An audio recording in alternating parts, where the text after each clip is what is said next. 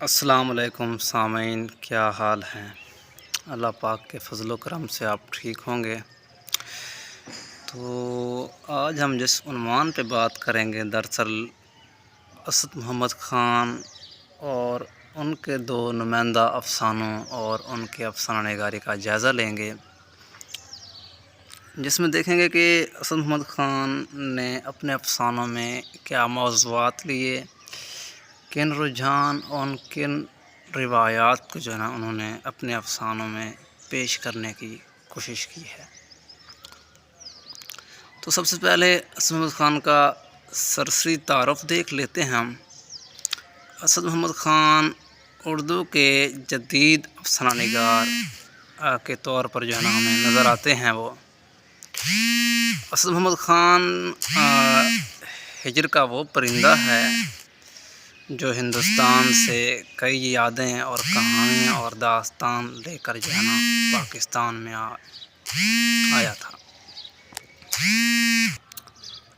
اسد محمد خان 26 دسمبر 1932 کو اپنے آبائی وطن بھوپال پور میں پیدا ہوئے تھے۔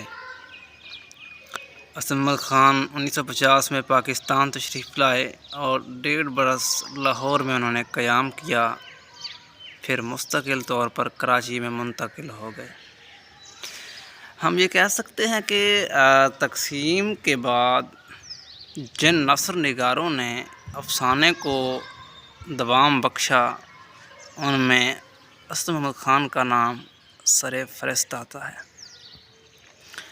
اسد محمد خان ایک شاعر، ایک ڈرامہ نگار، ایک افسانہ نگار اور ایک گیت نگار کے طور پر ہمیں ادب میں نظر آتے ہیں۔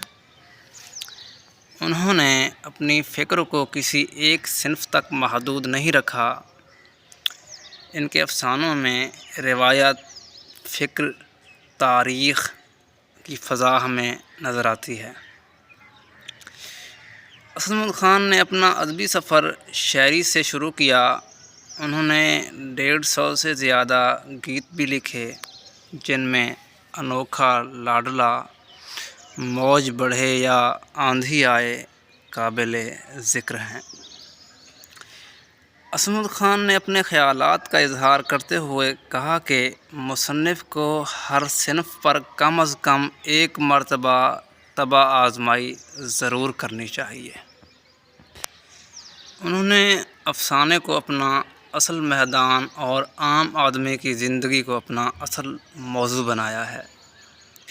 اسد محمد خان کا پہلا افسانہ باسودے کی مریم، جو 1971 میں فنون میں شائع ہوا، فنون جو احمد ندیم قاسمی کا رسالہ تھا۔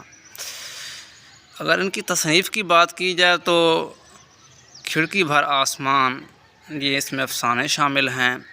غصے کی نئی فصل، یہ بھی افسانوی مجموعہ ہے۔